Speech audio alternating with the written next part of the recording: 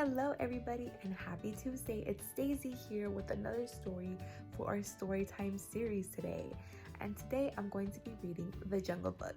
And this is a really fun book to read, so I hope you enjoy it as much as I do. So stay tuned for more and let's get into it. Today we're going to be reading The Jungle Book.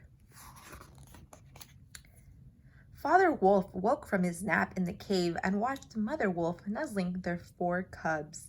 The sound of an angry, snarling tiger came on the wind. "It is Shere Khan," said Father Wolf. "Listen, he hunts man tonight." "Must he eat man on our grounds?" complained Mother Wolf. It was against the jungle law after all. They could hear the tiger charge, then a high shriek fading into the jungle told them that the prey had escaped. The bushes rustled outside the cave, and Father Wolf went out to see what had made the sound. "A man cub!" he gasped. "Look!" Mother Wolf saw a baby just old enough to begin walking at the cave's mouth. Father Wolf caught him in his powerful jaws and gently laid him on the dirt floor. The boy crawled over to the cubs, and soon they were all playing together. "He is so little," Mother Wolf said softly. "See, he is not afraid. I would like to keep him. I will call him Mowgli, Little Frog, because he has no fur." Suddenly, the great head of Shere Khan thrust itself into the cave. "The man cub!" roared the tiger. "He is mine. Give him to me." "We wolves are a free people," snarled Father Wolf. "We will keep him." "And raise him with our own cubs," added Mother Wolf. "Go away." "What will the wolf pack say?" asked the sly Shere Khan, but the wolves were silent. After the tiger left, Mother Wolf wondered what the pack would say, but for now the baby tumbled and played with her own cubs. He ate and slept with them and kept warm against Mother Wolf's coat. When the cubs and Mowgli were old enough to run a little, Father Wolf took them to a hilltop for the council of the pack. Their leader was Akela, a strong and cunning brown wolf. He called each of the new cubs to be examined by the pack. Mowgli sat in the center when it was his turn, examining his fingers and toes. Suddenly, a roar came from beyond the rocks. The wolves heard the voice of Shere Khan crying, "Give me the man cub! He is mine!" "We, the free people, will decide," Akela growled in retort. Turning to the pack, he asked, "Who speaks for the man cub?" It was a law of the jungle that 2 pack members, not parents, must speak for a cub if there was a dispute. "I will speak," said Baloo, a brown bear who was allowed in the pack because he taught the wolf cubs the jungle law. "There is no harm in a man cub. Let him run with the pack. I will teach him what he needs to know." "Our teacher of young cubs has spoken," said Akela. "Is there another?" A black shadow dropped into the circle. It was the coal-black panther, Bagheera. "I have no right to be in your meeting," purred Bagheera, "but I know a young cub can be bought for the pack. I will give you a freshly killed bull if you accept the man cub." Bagheera was wise and kind and did not want to see Mowgli cast into the jungle alone. Voices rose, then one shouted, "Let us accept him! He'll never survive the scorching sun and winter rains."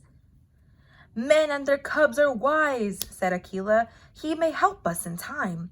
So Mowgli became one of the wolf pack, and Shere Khan could be heard roaring angrily into the night. Mowgli was happy living among the wolves. Father Wolf and Baloo taught him the secrets of the jungle. When Mowgli was not busy learning, he sat in the sun and ate or slept. When the day was too hot, he swam in forest pools. Baloo showed him where to find honey and nuts. Bagheera taught him to hide in the deep shadows of the jungle. Sometimes Mowgli would pick thorns from the pads of friends' paws or burrs from their long coats. Sometimes he went down the hillside to look at the mud huts of the village. He watched the villagers' children who looked more like him than the wolves did. He wondered what it would be like to play with them.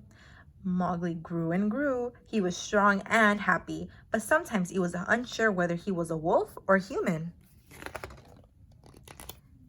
One day, Bagheera and Mowgli were eating berries in the jungle when the panther said to him, "You know, Shere Khan is your enemy, and now you may have more dangerous ones."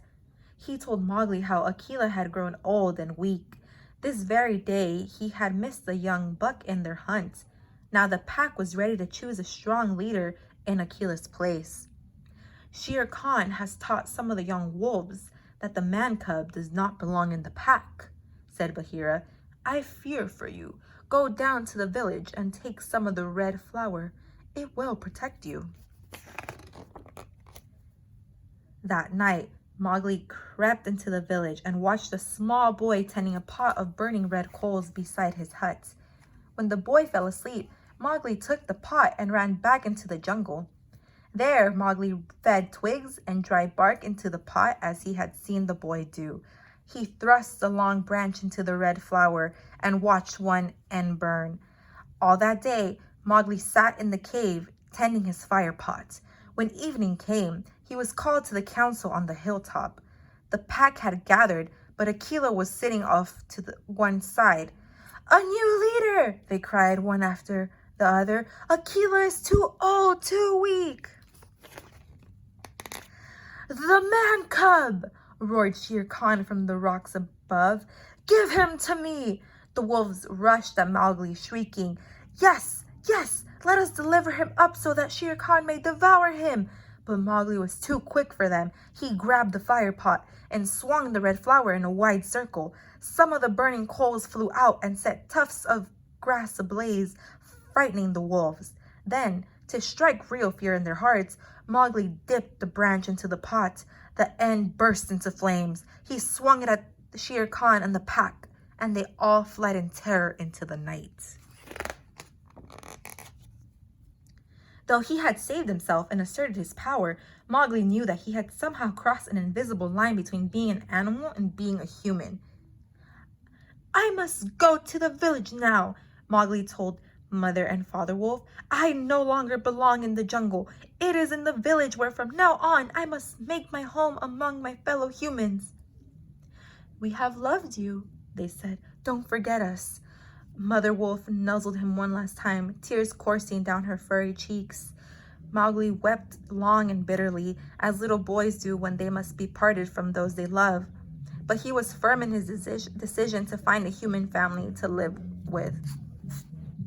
And so, with nothing but the clothes he was wearing, Mowgli set out down the hillside, bound for the village and a new life among his own people.